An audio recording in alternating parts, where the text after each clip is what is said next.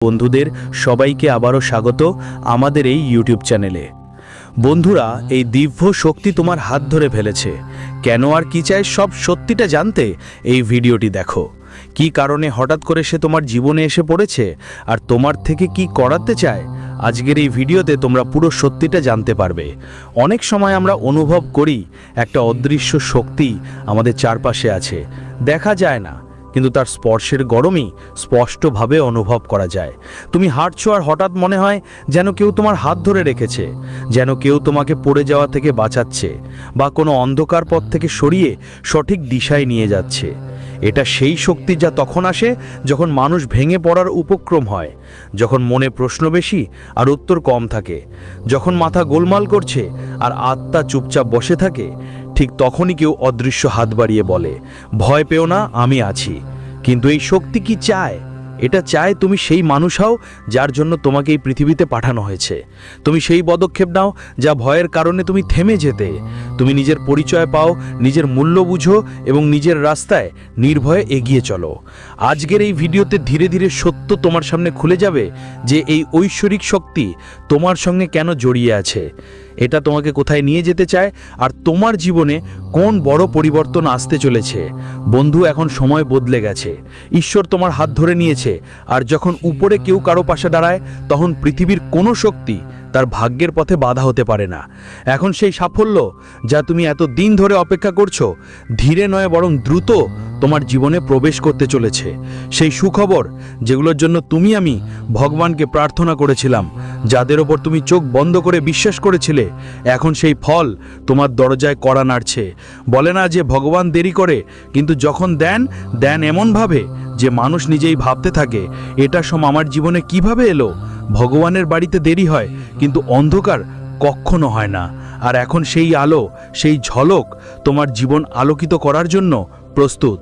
এখন তোমার শত্রুরা, যারা তোমার উন্নতি দেখে জ্বলে উঠত, যারা তোমার প্রগতিতে বাধা দিত, তারা এখন তোমার সাফল্য দেখে ভিতর থেকে পুড়ে ছাই হয়ে যাচ্ছে। তাদের চোখ অবিশ্বাসে বড় হয়ে যাবে। তারা বুঝতে পারবে না এই হঠাৎ বদলে যাওয়া ভাগ্যটা কিভাবে হলো। কিন্তু বন্ধু, এটা হঠাৎ নয়, এটা তোমার বিশ্বাস, তোমার তপস্যা আর তোমার ভরসার ফল। এখন ঈশ্বর তোমাকে ধরে রেখেছে, আর যাকে ঈশ্বর ধরে রাখে তাকে কেউ পড়তে দিতে পারে না। তোমার গল্প এখন বদলাচ্ছে, তোমার সময় শুরু হয়ে গেছে, আর এবার থেমে থাকার প্রশ্নই নেই। কিন্তু বন্ধু, আজ যে সংকেতটা তুমি জানতে চলেছ, সেটা বুঝতে পারাই তোমার জীবনে আসা বড় সুখবরের প্রথম ধাপ। হ্যাঁ বন্ধু, অনেকবার আমাদের চারপাশে এত বড় বড় ইঙ্গিত থাকে, ভাগ্য নিজেরাই দরজা নাড়ায়, কিন্তু আমরা সেটা বুঝতে পারি না বা উল্টো উপেক্ষা করে দিই। আগেও আপনার জীবনে অনেক শুভ সংকেত এসেছিল, কিন্তু সেগুলো বুঝতে না পারায় আপনাকে কষ্ট ভোগ করতে হয়েছে, দুঃখ সহ্য করতে হয়েছে, এবং যে সৌভাগ্য আপনার হওয়াই ছিল সেটাও আপনার থেকে দূরে চলে গেছে। কিন্তু বন্ধুদের, এবার পরিস্থিতি বদলাচ্ছে, কারণ যে অলৌকিক ঘটনা এখন আপনার জীবনে আসতে যাচ্ছে সেটা হয়তো আপনি স্বপ্নেও কল্পনা করেননি। এই সংকেতের সবচেয়ে বিশেষ কথা হলো, এটা কাউকে শেয়ার করা যাবে না। এটা কানেই রেখে দিন, কাউকে কিছু যেন টের না পায়। ভিডিও দেখতে বসে আপনার চারপাশে কেউ থাকা উচিত না। নিজেকে পুরোপুরি শান্ত রাখুন, দরজা বন্ধ করে পুরো মন দিয়ে ভিডিওটা দেখুন। বন্ধুরা, আপনার ভাগ্য এখন এমন বড় বড় কাজ সফল করতে চলেছে যেগুলোর জন্য আপনি অনেক দিন ধরেই অপেক্ষা করছিলেন। আপনার রাশিতে এমন শুভগ্রহ অবস্থান হয়েছে যে বাধাগুলো এক এক করে দূর হতে শুরু করেছে।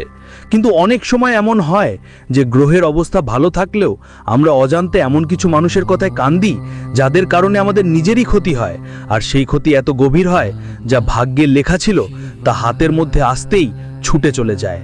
তাই বন্ধুদের, আজকের এই ভিডিওতে আমরা তোমাদের বিস্তারিত সম্পূর্ণ তথ্য দেব। শুধু মন দিয়ে ভালো করে এবং কোনো বিঘ্ন ছাড়াই দেখো, যেন এবার কোনো সংকেত তোমার হাত থেকে ফিসলে না যায়। কারণ বন্ধুদের, এখন এই দিব্য শক্তির অনুগ্রহ সরাসরি তোমার ওপর হতে চলেছে। এমন লাগছে যেন কোনো অদৃশ্য হাত তোমার হাত ধরেছে এবং তোমাকে অন্ধকার থেকে তুলে আলোর দিকে নিয়ে যাচ্ছে। হ্যাঁ বন্ধুরা, আমরা স্পষ্ট করে বলতে চাই যে এখন সেই সময় এসে গেছে যখন ভাগ্য রাতারাতি তোমার জীবন বদলে দেবে। আপনি দেখার আগেই সম্পদে ভাসতে শুরু করবেন। ধন, সম্পদ আর সমৃদ্ধি দ্রুত আপনার জীবনে ঢুকে পড়বে, আর আপনি কোটি মালিক হতে পারেন। যে দেবতারা এই সময় আপনার সঙ্গে চলছেন, যারা আপনার পথ ধরিয়ে দিচ্ছেন, তারা সব মিলিয়ে আপনার অনেক রকমের রক্ষা করবেন। অনেক সময় এই সুরক্ষা আপনি চোখে দেখতে পাবেন না, কিন্তু অবশ্যই অনুভব করবেন। আর আজ আমরা আপনাকে ঠিক সেসবই জানাবো, 5টা বড় চিহ্ন, যেগুলো দেখে আপনি স্পষ্ট বুঝতে পারবেন যে ঈশ্বর আপনার ভক্তিতে খুশি হয়েছেন। আপনার প্রতিটা প্রার্থনা, প্রতিটা ডাকে, প্রতিটা অনুভূতিতে তারা সাড়া দিচ্ছেন। তারা শুনে ফেলেছে। এই পৃথিবীতে প্রতিটি মানুষ কোনো না কোনো রকমে আরাধনা করে। সবাই কখনো না কখনো নিজের মনে এই প্রশ্ন তোলে যে ঈশ্বর কি তার ভক্তি মেনে নিচ্ছেন?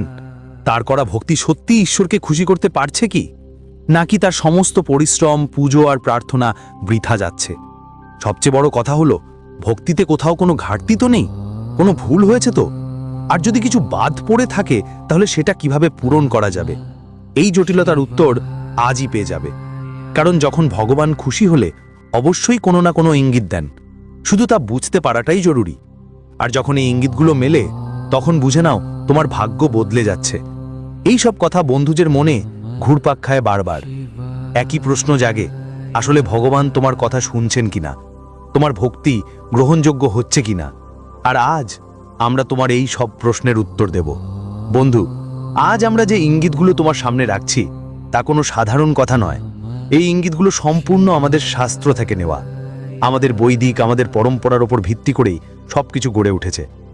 প্রাচীনকালে আমাদের ঋষিমুনিরা গভীর সাধনা, কঠোর তপস্যা, অগণিত গবেষণা আর দীর্ঘ অধ্যয়নের পর অনেক অমূল্য জ্ঞানগ্রন্থ রচনা করে আমাদের জন্য সংরক্ষণ করে রেখেছেন। এখন দরকার হলো আমরা এই গ্রন্থগুলো পড়ব, বুঝব, আর যেসব জীবন পাল্টে দেওয়ার মতো তথ্য লুকিয়ে আছে সেগুলো বের করে আনব।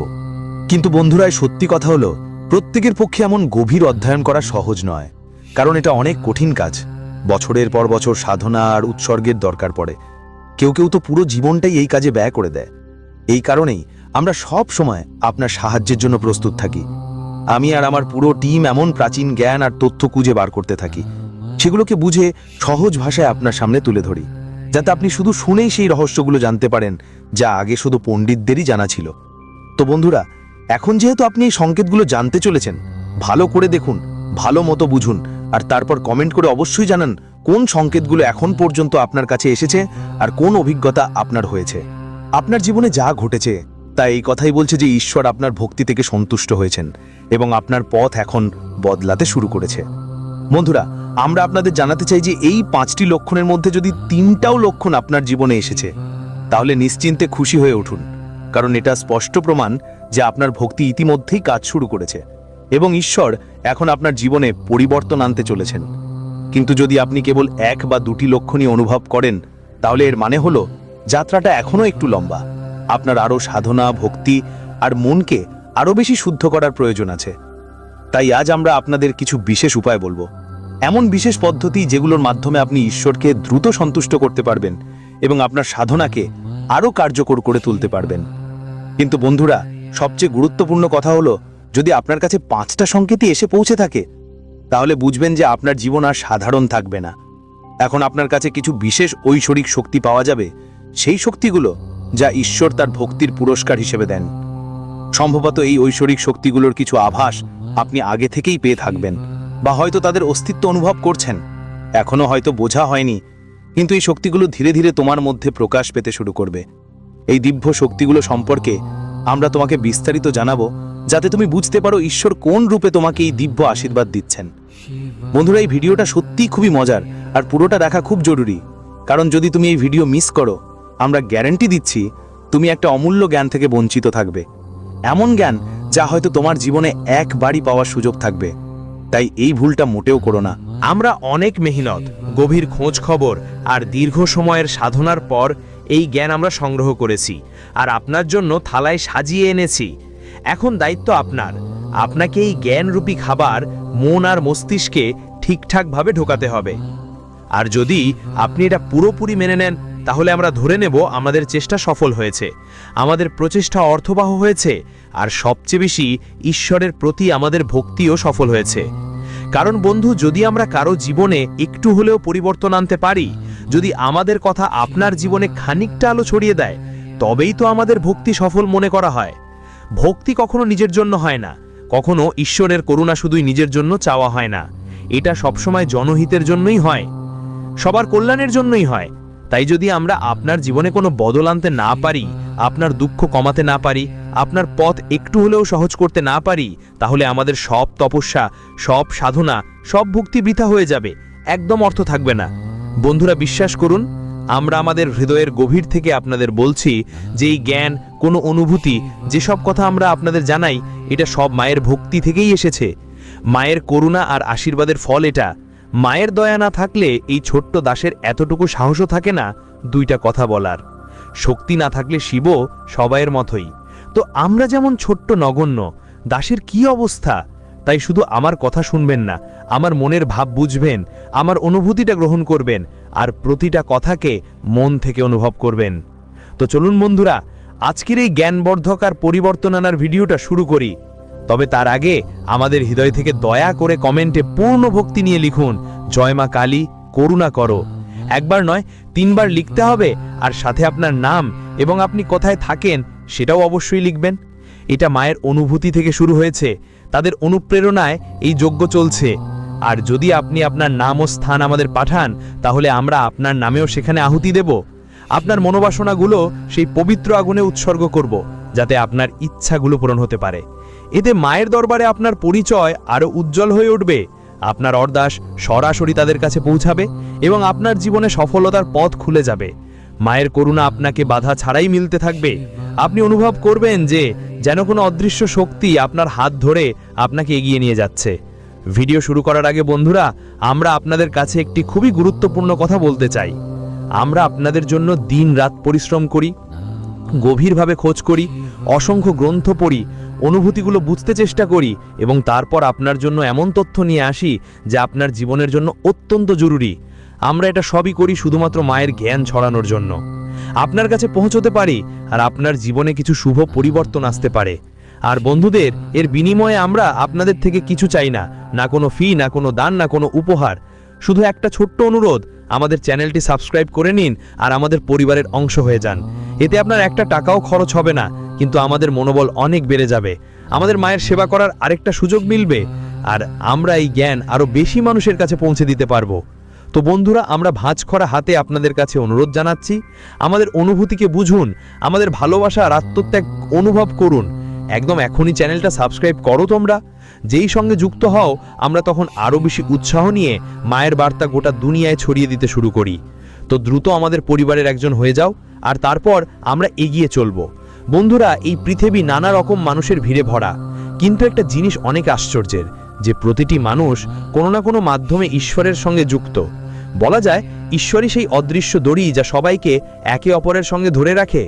এখন হয়তো এই পৃথিবীতে এমন কেউ নেই যিনি কোনো না কোনো রূপে ঈশ্বরের ভক্তি করেন না। এখন এখানে শুধু অনুভূতিরই পার্থক্য আছে। কিছু মানুষ ঈশ্বরের সঙ্গে গভীর ভক্তি নিয়ে জড়িয়ে পড়ে, তাদের সম্পর্ক পূজায় ডুবে থাকে। কিছু মানুষ ধীরে ধীরে শুরু করে, একটু একটু করে বিশ্বাস, একটু একটু করে প্রার্থনা, আর সময়ের সাথে সাথে তাদের সম্পর্ক বাড়তে থাকে। আর এমন কিছু মানুষও আছেন যাদের মনে এখনো কিছু সন্দেহ আছে, কিছু দ্বিধা আছে, কিছু প্রশ্ন আছে। তারা ভাবেন সত্যিই কি ঈশ্বর তাদের কথা শোনেন নাকি? কিন্তু বন্ধুরা, এই 3 ধরনের ভক্তই ঈশ্বরের জন্য সমান। প্রত্যেক ভক্তের প্রার্থনা ঈশ্বরের কাছে প্রিয়, হোক সেটা গভীর সাধনার মানুষ, হোক বিশ্বাসের শুরুতে থাকা। করতে চাও কিংবা সন্দেহ নিয়ে নতুন কেউ পথ খুঁজছে, ঈশ্বরের দরবার সবার জন্য খুলে আছে।